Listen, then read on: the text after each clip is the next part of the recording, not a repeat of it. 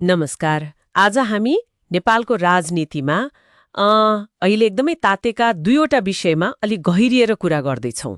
खास गरी गृहमन्त्री र उपसभामुख वरिपरि जे विवादहरू चलिरहेका छन् नि त्यसमा हो।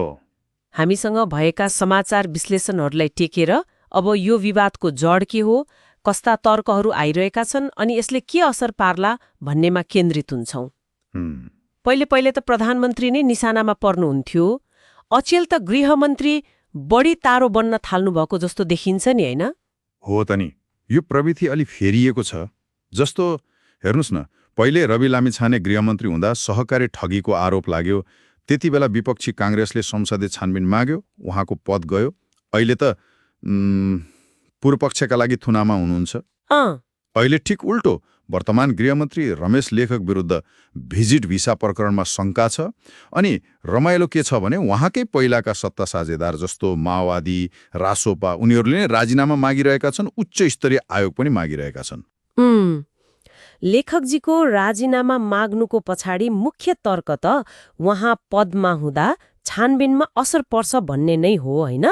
तर अनुसन्धान गर्ने त अख्तियार दुरुपयोग अनुसन्धान आयोग हो, त्यो त संवैधानिक निकाय भयो। हो, त्यस्तो बेला पदमा बस्दैमा छानबिन प्रभावित हुन्छ भन्ने तर्क चाहिँ कतिको बलियो होला त? यो प्रश्न महत्त्वपूर्ण छ।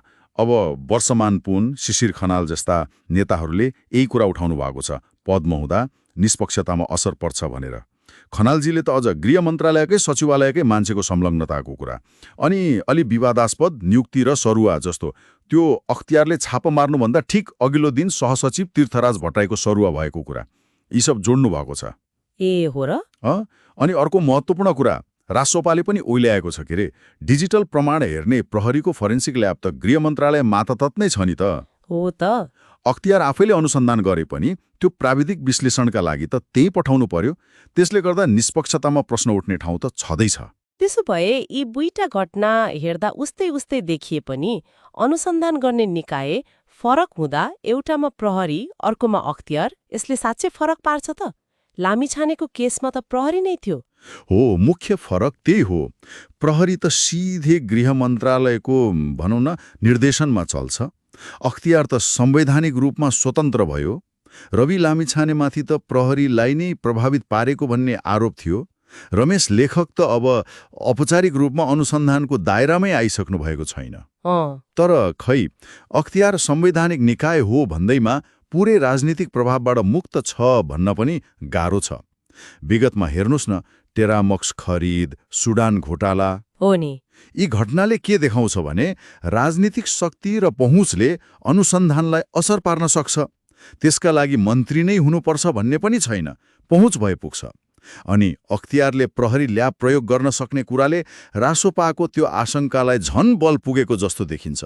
अनि अर्को कुरा, अख्तियारले हेरिरहेको भनिएका कर्मचारीलाई मन्त्रालयमै सरुवा गरेर ल्याउनु निलम्बन किन नगरेको भन्ने प्रश्न पनि उठ्यो।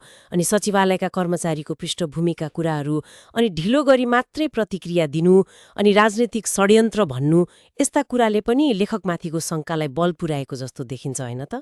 निश्चित रूपमा यी सबै कुराले शङ्का बढाउँछ नै। अनि त्यसमाथि पार्टीबाटै बचाउ गर्न खोज्दाखेरि व्यक्तिलाई भन्दा पार्टीलाई जोगाउन खोजेको हो कि जस्तो सन्देश जान्छ। त्यो झन् प्रत्युत्पादक हुन्छ। ढिलो प्रतिक्रिया दिनु अनि राजनीतिक षड्यन्त्र भन्नुले पनि खासै चित्तबुझ्दो जवाब दिएको जस्तो देखिएन। ल, अब अलिकति उपसभामुख इन्दिरा राणा मगरको त्यो लेटर प्याडवाला विवादतिर लागौँ न त। यो अलि फरक खालको छ।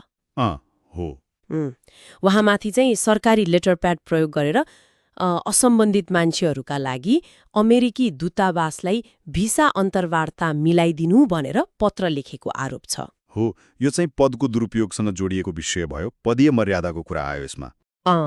यसमा पनि तर्क वितर्क त छँदैछन्। जस्तो काङ्ग्रेस सांसद रामहरि खतिवडाले त यसलाई पदको दुरुपयोग मात्रै होइन, मानव तस्करीसँग जोडेर पदमा बस्न मिल्छ कि मिल्दैन भनेर निकै कडा प्रश्न उठाउनुभयो। हो, उहाँले अलि चर्को नै बोल्नुभयो। अनि एमालेका दामोदर बैरागीले पनि पत्र र त्यसपछिको विज्ञप्तिले नै लेनदेन र गलत काम भएको सङ्केत गर्छ भन्दै छानबिन माग्नु भएको छ। तर यसमा फेरि बचाउ गर्नेहरूको तर्क पनि बलियो छ। जस्तो माओवादी सांसद माधव सापकोटाले राजनीतिक र नैतिक प्रश्न उठ्नु ठिकै हो, तर यो चाहिँ संवैधानिक परिषदमा सत्तापक्ष अल्पमतमा परेपछि राजनीतिक बदला लिन खोजेको हो, नियोजित रूपमा उठाएको हो भन्नुभएको छ। त्यस्तो पनि छ। अँ, अनि राजसभाकी सिमना श्रेष्ठले त यसलाई मिडिया ट्रायल नै भन्नुभयो। अरू माननीयहरूको आचरण पनि हेरौँ न त भन्दै चुनौती दिनुभयो। उहाँले महिला भएकैले हेप्न खोजियो मानव तस्करी जस्तो गम्भीर आरोप लगाउनु अघि भुटानी शरणार्थी काण्ड जस्ता विषयमा बोल्ने हिम्मत छ कि छैन भनेर उल्टै प्रश्न गर्नुभएको छ। त्यो पनि विचार गर्नुपर्ने कुरा हो। हो, यसमा पनि विभिन्न पक्ष र तर्कहरू रहेछन्। हो, तर मूल कुरा के हो भने यसले पनि पदको दुरुपयोग र पदीय आचरणको सवाललाई चाहिँ फेरि बहसमा ल्याइदियो। समग्रमा हेर्दा यी दुवै विवादले चाहे गृहमन्त्रीको होस् वा उपसभामुखको पदको दुरुपयोग, नैतिकता अनि अनुसन्धानको निष्पक्षतामाथि एकदमै गम्भीर प्रश्न उठाएका छन्। अनि यसले गर्दा संसदको काम कारबाही पनि प्रभावित भइरहेको छ। हो, र एउटा प्रवृत्ति चाहिँ प्रष्ट देखिन्छ। यो घटनाक्रमले राजनीतिक दाउपेच मात्र देखाउँदैन, बरु अनुसन्धान गर्ने निकायहरू कति स्वतन्त्र छन् अनि राजनीतिक प्रभाव कति पर्छ भन्ने कुरा चाहिँ हरेक सत्ता फेरिएपछि बल्झिन्छ। हिजो जो सत्तामा थिए, आज उनीहरू त्यही मुद्दामा विपक्षमा छन्, अनि हिजोका विपक्षी आज सत्तामा बसेर उस्तै बचाउ गरिरहेका छन्। भूमिका मात्रै फेरिन्छ, तर आरोप र बचाउ गर्ने तरिका उस्तै रहन्छ। दबाव अनि त्यसैलाई राजनीतिक हतियार बनाउने यो जुन प्रवृत्ति छ नि, यस बीचमा सन्तुलन कसरी खोज्ने होला? अनि यसले हाम्रो समग्र जवाबदेहिता प्रणाली अनि न्यायिक प्रक्रियाको विश्वसनीयतामा कस्तो असर पार्ला? यो प्रश्न चाहिँ साँच्चै गम्भीर छ, सोच्नुपर्ने देखिन्छ।